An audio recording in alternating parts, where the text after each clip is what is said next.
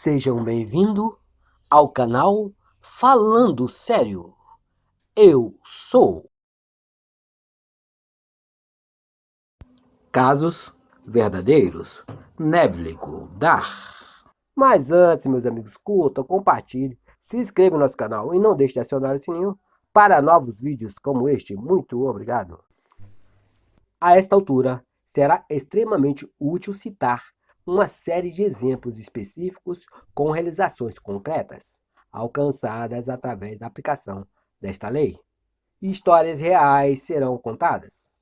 Em cada uma delas, o problema está claramente definido e a forma como a imaginação foi usada para alcançar o estado necessário de consciência foi totalmente descrita. Em cada um destes exemplos, o autor Neville Goddard estava pessoalmente envolvido ou tomou conhecimento dos fatos através da própria pessoa em questão. Caso número 1. Esta é uma história em que cada detalhe eu mesmo vivi. Neville Goddard. Na primavera de 1943, durante a Segunda Guerra Mundial, um soldado recentemente recrutado estava alocado em uma grande base do exército em Louisiana, Estados Unidos. Ele desejava intensamente sair do exército, mas queria que sua saída fosse feita de acordo com os recursos cabíveis para que sua saída fosse honrosa. A única maneira para ele conseguir isso seria através de um pedido de dispensa. O pedido seria levado à aprovação de seu comandante, para que então fosse validado. Com base no regulamento do Exército, a decisão do comandante é final e a ela não cabe nenhum recurso. O soldado, seguindo todo o protocolo necessário, registrou o seu pedido de dispensa. Este pedido lhe foi respondido dentro de 4 horas, marcado como recusado. Sabendo que ele não poderia recorrer da decisão a nenhuma instância superior, nem militar e nem civil, ele voltou-se para dentro de sua própria consciência, determinado a recorrer à lei da concepção. O soldado sabia que a sua consciência era a única realidade e que o seu próprio estado de consciência determinava os eventos que ele encontraria. Naquela noite, quando se deitou, antes de adormecer, ele buscou concentrar-se conscientemente usando a lei da concepção. Em sua imaginação, ele sentiu-se estar em seu próprio apartamento na cidade de Nova York. Ele visualizou o apartamento, ou seja, com os olhos da mente, ele realmente viu o seu próprio apartamento, nitidamente imaginando cada um dos seus quartos e móveis como se fossem reais. Com este cenário claramente visualizado e deitado de costas para a cama, ele fisicamente relaxou completamente. Desta forma, ele se induziu a um estado rente ao sono, mantendo ao mesmo tempo o controle da direção de sua atenção. Enquanto seu corpo estava completamente imobilizado, ele presumia estar em seu próprio quarto e sentia estar deitado em sua própria cama, o que era algo bem diferente de estar deitado em um colchonete do exército. Em sua imaginação, ele levantou-se da cama, saiu de quarto em quarto, tocando vários dos objetos de sua mobília. Então ele se dirigiu para a janela e, com as mãos apoiadas sobre o parapeito, observou a rua a qual o seu apartamento dava de frente. Isso tudo era tão vívido em sua imaginação que ele via em detalhes o calçamento da rua, o meio-fio das calçadas, as árvores e os familiares tijolos vermelhos do edifício em frente ao seu. Ele então retornou para a cama em seu alojamento e virou-se para dormir. Ele sabia que o mais importante para o uso bem-sucedido desta lei é que, no exato momento antes de dormir, a sua consciência precisaria ser preenchida com a concepção de que ele já tinha aquilo que ele desejava ter. Tudo o que ele fez através de sua imaginação baseou-se na concepção de que ele não estava mais no exército. Noite após noite, o soldado promulgou este drama. Noite após noite, em sua imaginação, ele sentia-se dispensado de maneira honrosa, de volta em sua aparente casa, vendo todos os ambientes familiares a ele e adormecendo na sua própria cama. E isto continuou durante 8 noites.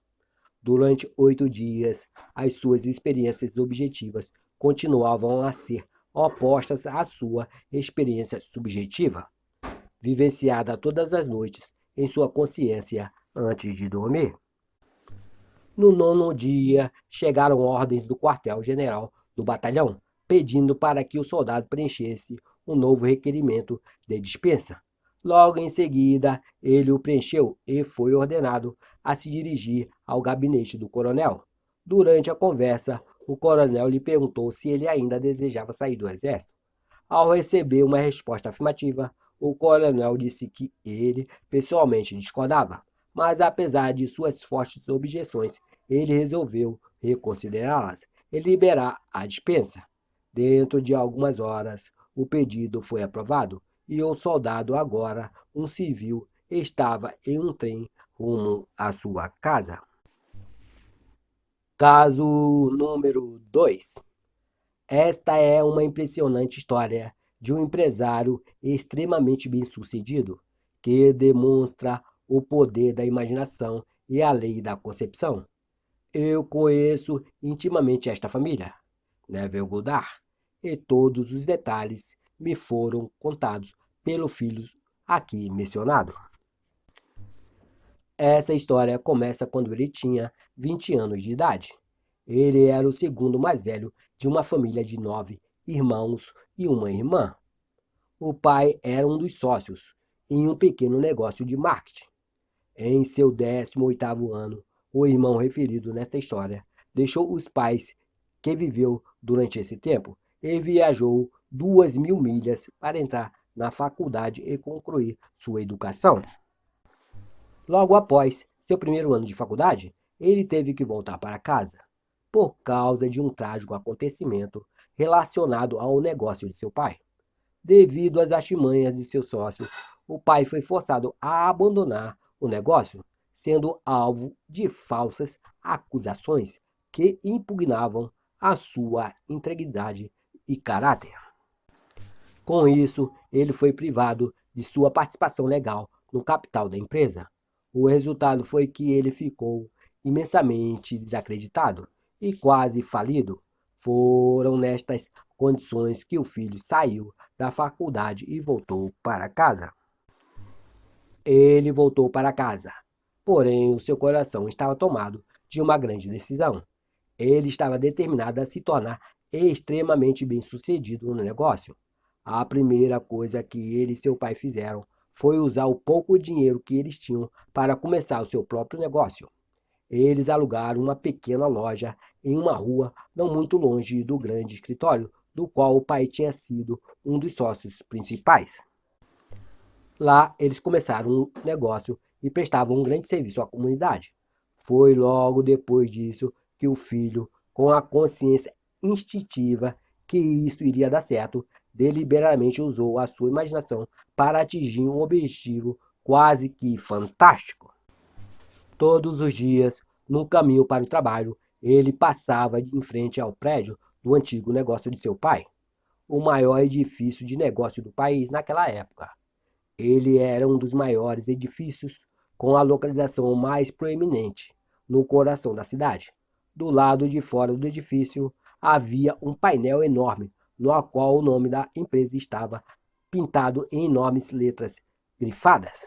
Dia após dia, conforme ele passava por lá, um grande sonho tomou forma na mente do filho. Ele imaginava o quão maravilhoso seria se fosse o nome de sua família, que estivesse estampado naquele grande edifício, como se fosse a sua família que possuísse e operasse esse grande negócio.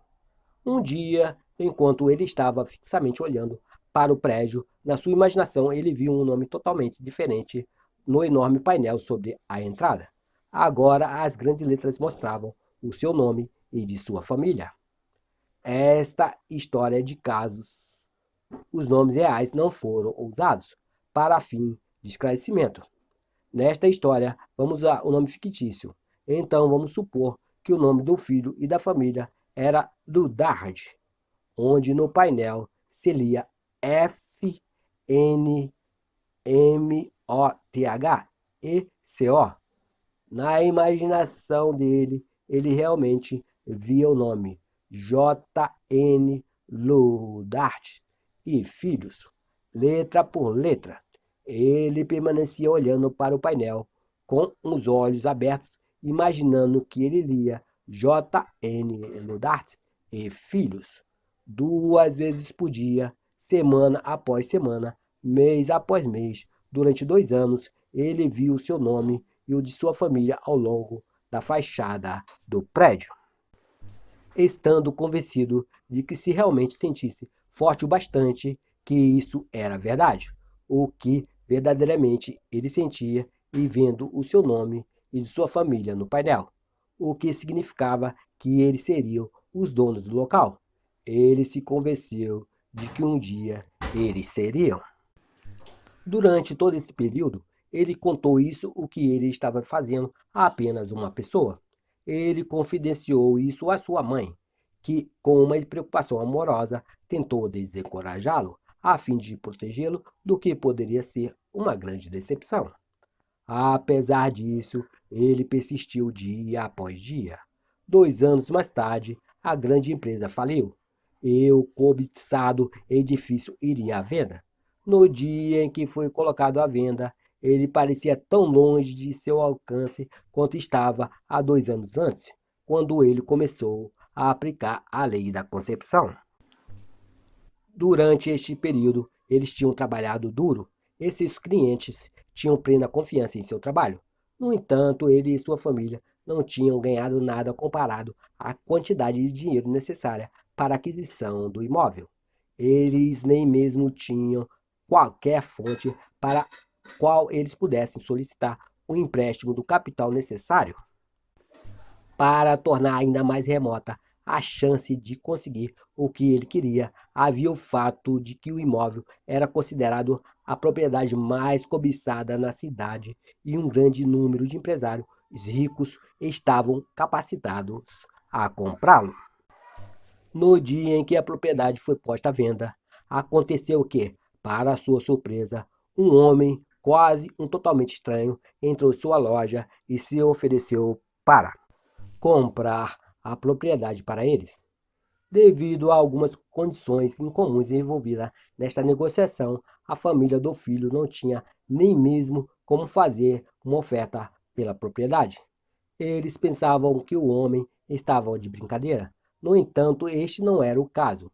O homem explicou que ele já estava há algum tempo estudando o negócio deles, e para ele a habilidade e integridade deles para o negócio era formidável, e que, sendo assim, fornecer o capital necessário para que eles ampliassem o negócio em larga escala seria um investimento extremamente vantajoso para ele. Neste mesmo dia, a propriedade era deles. Aquilo que o filho manteve em sua imaginação agora era uma realidade. A aposta do estranho foi mais do que justificada. Hoje, esta família possui não somente o referido negócio em particular, mas possui muitas outras indústrias, ainda maiores, no país onde vivem. O filho, vendo o nome de sua família sob a entrada deste grande edifício, muito antes de realmente estar lá, estava utilizando exatamente a técnica que produz resultados, assumindo a sensação de já ter aquilo que desejava, fazendo isso uma realidade vívida em sua imaginação, através de sua persistência, de sua determinação, independentemente das aparências ou circunstâncias. Ele inevitavelmente fez com que o seu sonho se tornasse realidade. Caso número 3. Esta é a história de um resultado inesperado, originado de uma conversa com uma senhora que veio se consultar comigo. Uma tarde, uma jovem avó e mulher de negócios de Nova York veio falar comigo. Com ela veio seu neto de 9 anos de idade, que veio da Pensilvânia para visitá-la. Respondendo às suas perguntas, eu expliquei a lei da concepção, descrevendo detalhadamente o procedimento a ser seguido para ela atingir o seu objetivo. O menino estava sentado em silêncio, aparentemente entretido com um pequeno caminhão de brinquedo, enquanto eu explicava para a avó o método para ela assumir o estado de consciência que ela teria caso o seu desejo fosse realizado. Disse-lhe a história do soldado na brigada do exército, que cada noite adormecia imaginando ser para estar em casa na sua própria cama. Quando o menino e sua avó foram embora, ele olhou para mim com grande empolgação e disse: Eu sei o que eu quero, e agora eu sei como conseguir. Surpreso, perguntei-lhe o que ele queria. Ele me disse que do fundo do seu coração ele queria um cachorrinho. Com isso, a avó vigorosamente protestou, dizendo ao garoto que já estava mais do que claro que ele não poderia ter um cachorro em hipótese alguma, que seu pai e sua mãe não permitiria isso e que ele era muito novo para tratar adequadamente de um cachorro e que, além disso, o pai tinha uma profunda antipatia por cães. Ele realmente odiava ter um por perto. Todos estes foram argumentos que o menino, apaixonadamente desejoso de ter um cão, recusou-se a entender. Agora eu sei o que fazer, ele disse. Todas as noites, quando eu for dormir, vou fingir que tenho um cachorro e que irei passear com ele fazendo uma caminhada. Não, disse a avó, não é isso o que o senhor Neville quis dizer. Isto não foi para você. Você não pode ter um cão.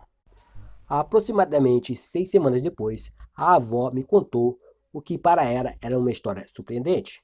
O desejo do menino de possuir um cão foi tão intenso que ele observou tudo o que eu disse para sua avó sobre como alcançar o desejo, e ele acreditou implicitamente que, finalmente, ele tinha descoberto como conseguir um cão.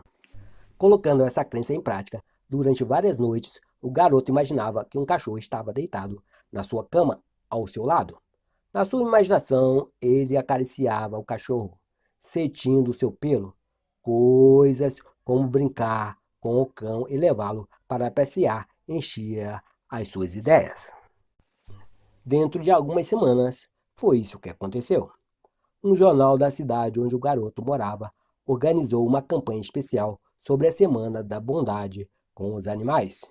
Os alunos de todas as escolas foram solicitados a escrever uma redação sobre o tema, porque eu gostaria de ter um cão.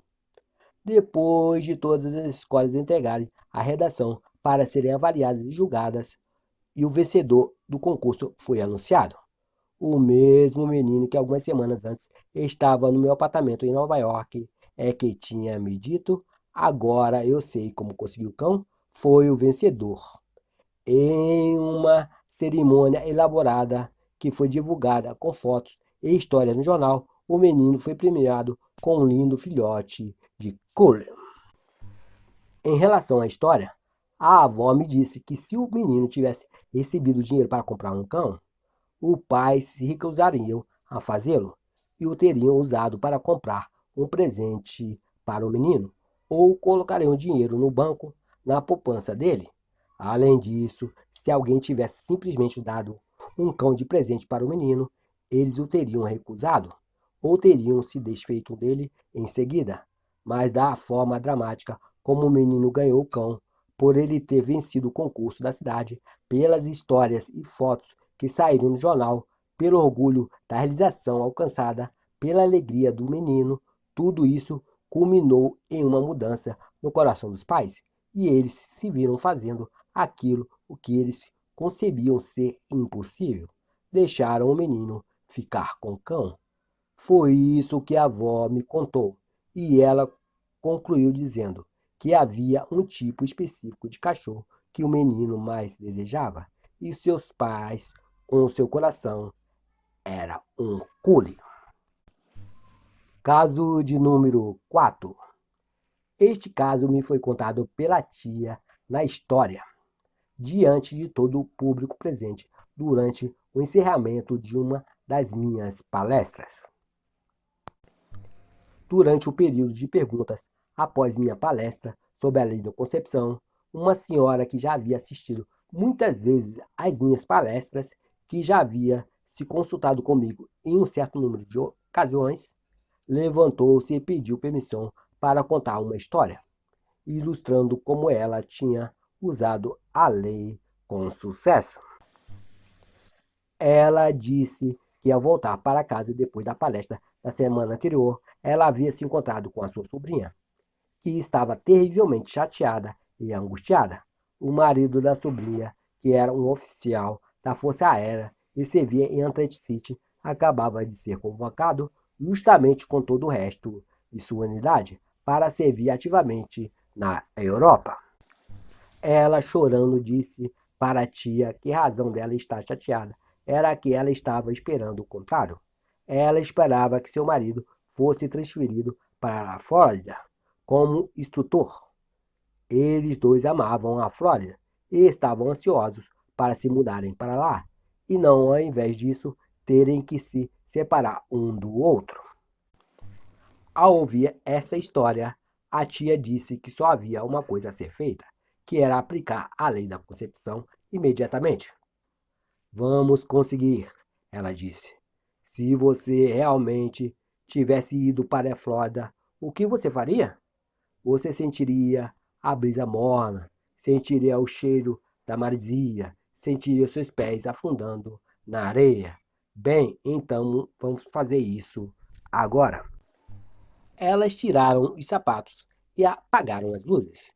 Em suas imaginações, sentiam-se realmente na Flórida, sentindo a brisa morna, o cheiro, o ar salgado do mar, afundando os dedos dos pés na areia. 48 horas mais tarde, o marido recebeu uma mudança de ordens. As suas novas instruções determinavam que ele fosse imediatamente para a Flórida como um instrutor da Força Aérea. 5 dias depois, sua esposa estava em um trem indo ao seu encontro. Apesar da tia, a fim de ajudar a sua sobrinha a atingir o seu desejo, ter se juntado à sobrinha para assumir o estado de consciência necessário, ela não foi para a Flórida, pois esse não era o seu desejo. Por outro lado, era o intenso desejo da sobrinha. Caso número 5. Este caso é especialmente interessante por causa do curto intervalo de tempo entre o momento da aplicação da lei da concepção e a sua visível manifestação. Uma mulher muito proeminente me procurou com profunda preocupação. Ela mantinha um lindo apartamento na cidade e uma grande casa de campo. Mas como as muitas despesas que ela tinha superavam a sua renda modesta, era preciso que ela alugasse o apartamento para que ela e sua família pudessem passar o verão na casa de campo. Nos anos anteriores, o apartamento foi alugado sem dificuldade, logo no início da primavera. Mas no dia que ela veio até mim, a temporada de aluguel de verão e sublocações havia acabado. O apartamento estava nas mãos dos melhores corretores imobiliários havia meses, mas ninguém tinha se interessado nem mesmo em vê-lo. Depois que ela me descreveu a situação, eu lhe expliquei como a lei da concepção poderia ser exercida na solução do seu problema. Eu sugeri que ela imaginasse que o apartamento estava sendo alugado por uma pessoa desejando uma ocupação imediata. E supondo que isso fosse acontecer, o apartamento, na verdade, seria alugado a tempo, a fim de naturalmente criar a sensação necessária, o sentimento de que já era um fato que seu apartamento estava alugado. Eu sugeri que ela, antes de adormecer naquela noite, se imaginasse não em seu apartamento, mas em qualquer outro lugar onde ela dormiria, caso seu apartamento fosse alugado de repente. Ela rapidamente captou a ideia e disse que, nesta situação, ela dormiria em sua casa de campo, mesmo que ainda não fosse verão. Esta consulta aconteceu na quinta-feira. Às 9 horas da manhã de sábado, ela me telefonou de sua casa de campo, animada e feliz. Ela me disse que na quinta-feira à noite ela tinha adormecido, imaginando e sentindo que realmente ela estava dormindo em sua outra cama, na sua casa de campo, muitas milhas longe de onde ela estava, em seu apartamento da cidade. Na sexta-feira, dia seguinte, um inquilino realmente desejável, que atendia a todos os requisitos do seu perfil de pessoa responsável, não só alugou o apartamento, mas o alugou com a condição de poder se mudar naquele mesmo dia. Caso número 6. Somente o mais completo e intenso uso da lei da concepção poderia produzir tais resultados nesta situação extrema. Há 4 anos, um amigo da nossa família pediu que eu ligasse para um filho seu, de 28 anos de idade. Quase estava sem expectativa de vida. Ele estava sofrendo de uma rara doença do coração. Esta doença estava causando uma degeneração cardíaca longa e dispendiosa. A assistência médica lhe tinha sido prestada sem nenhum proveito. Os médicos não tinham mais esperança de recuperação. Já havia bastante tempo que o filho estava confinado em sua cama. O corpo dele tinha atrofiado a ponto de parecer um esqueleto. Ele só conseguia falar e respirar, mas com muita dificuldade.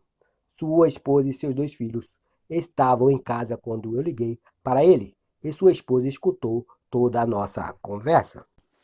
Eu comecei dizendo-lhe que havia apenas uma solução para qualquer problema, e que a solução era a mudança de atitude.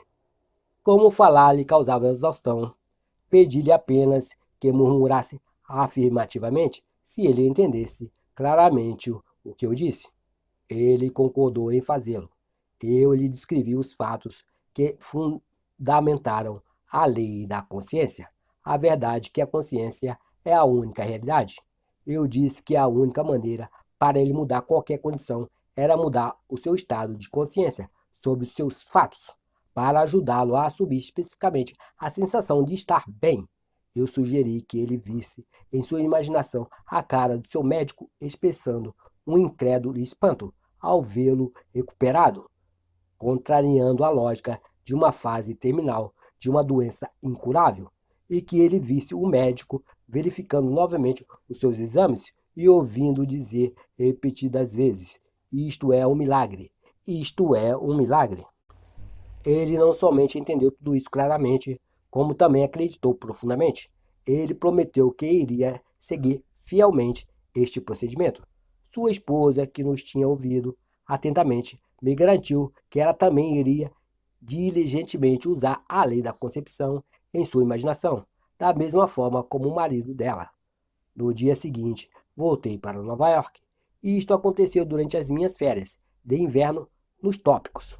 Vários meses depois, recebi uma carta dizendo que o filho tinha alcançado uma recuperação milagrosa. Nas minhas férias seguintes, eu conheci pessoalmente. Ele estava em perfeita saúde, envolvido ativamente em seus negócios e gozando das muitas atividades sociais com seus amigos e familiares. Ele me disse que desde o dia em que eu o liguei, ele nunca teve qualquer dúvida de que isso iria dar certo. Ele contou como ele havia fielmente seguido a sugestão que eu tinha feito a ele, e como dia após dia ele vivia completamente a concepção de já estar bem e forte. Agora, 4 anos depois de sua recuperação, ele está convencido de que a única razão para ele estar aqui hoje se deve ao seu uso bem-sucedido da lei da concepção. Caso número 7. Esta história ilustra o uso bem-sucedido da lei por um executivo de negócios de Nova York. No outono de 1950, um executivo de um dos bancos mais proeminentes de Nova York conversou comigo a respeito de um sério problema com o qual ele se confrontava. Ele me disse que as perspectivas para seu progresso e avanço pessoal estavam muito reduzidas. Tenho chegado à meia-idade e sentido ter realizado melhorias em sua função que justificavam um aumento de seu salário. Ele resolveu debater sobre o assunto com os seus superiores. Eles disseram-lhe francamente que qualquer aumento significativo seria impossível, e deram a entender que, se ele estivesse insatisfeito, ele poderia procurar outro emprego. E isto, claro, só aumentou a sua inquietação. Em nossa conversa, ele explicou que ele não tinha nenhum grande desejo de realmente ganhar muito dinheiro, mas ele precisava ter uma renda substancial para manter confortavelmente a sua casa e para financiar a educação de seus filhos em boas escolas preparatórias e na faculdade. E isso ele achava que era impossível com a renda atual. A recusa do banco em oferecer-lhe um crédito pessoal necessário para financiar um futuro próximo resultou em um sentimento de descontentamento e em seu intenso desejo de conseguir um melhor cargo com uma renda consideravelmente maior. Ele me confidenciou que o tipo de trabalho que ele gostaria de ter seria onde ele pudesse administrar os fundos de investimento de uma grande instituição, como uma fundação ou alguma grande universidade. Ao lhe explicar a lei da concepção, eu afirmei que a sua situação era apenas uma manifestação do seu conceito de si mesmo. Ele disse que se ele quisesse mudar a sua situação em que ele se encontrava, ele poderia, alterando o conceito de si mesmo, a fim de realizar esta mudança na consciência, para então mudar a sua situação. Eu lhe pedi para seguir este procedimento todas as noites, pouco antes de dormir, que ele sentisse em sua imaginação que na realidade ele estava se deitando ao final de um dos dias mais importantes e bem-sucedidos de sua vida, que ele imaginasse que ele realmente tinha fechado um acordo neste dia para juntar-se ao tipo de organização que ele desejava trabalhar, ocupando exatamente o cargo que ele almejava. Sugeri-lhe que ele conseguisse preencher completamente sua mente com este sentimento. Ele definitivamente iria experimentar uma sensação de alívio. Com esse estado de espírito, sua inquietação e descontentamento seria coisas do passado. Ele sentiria o contentamento que vem com a realização do desejo. Eu terminei lhe afirmando que se ele fizesse isso finalmente, ele inevitavelmente conseguiria o tipo de cargo que ele desejava. Isto foi na primeira semana de dezembro. Noite após noite, sem exceção, ele seguiu este procedimento.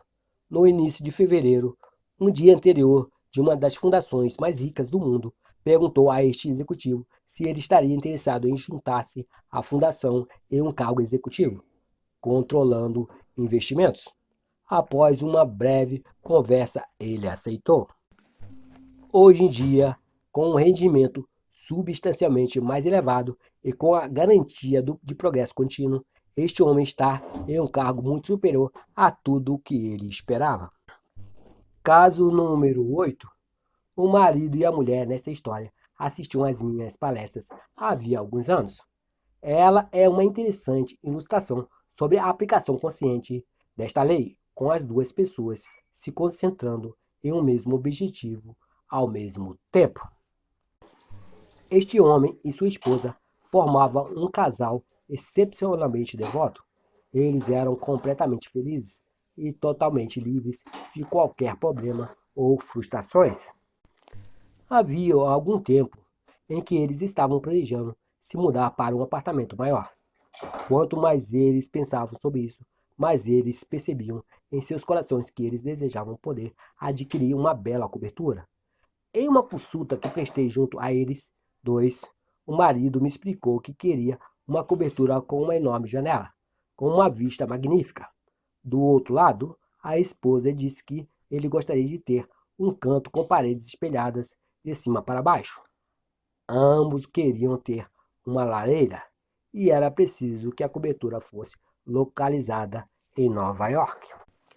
Havia meses que eles procuravam essa cobertura, porém em vão. Na verdade, a situação na cidade era tal que a obtenção de qualquer tipo de apartamento era quase uma impossibilidade.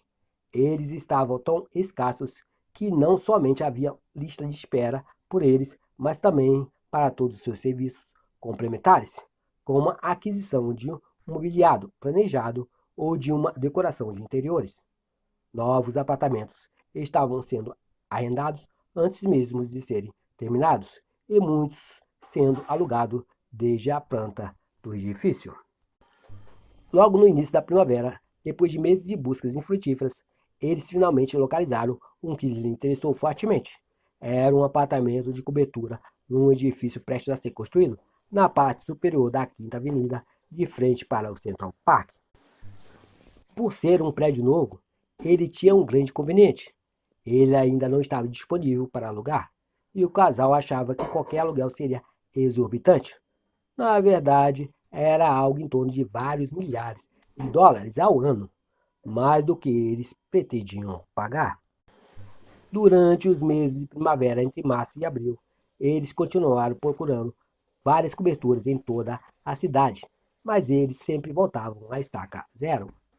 Finalmente, eles decidiram aumentar substancialmente a quantia que eles pagariam e fizeram uma proposta para o corretor do edifício, que concordou em encaminhá-la aos proprietários para avaliação. Foi neste momento, sem comentar um com o outro, que cada um decidiu aplicar a lei da concepção, e só mais tarde que cada um descobriu o que o outro tinha feito.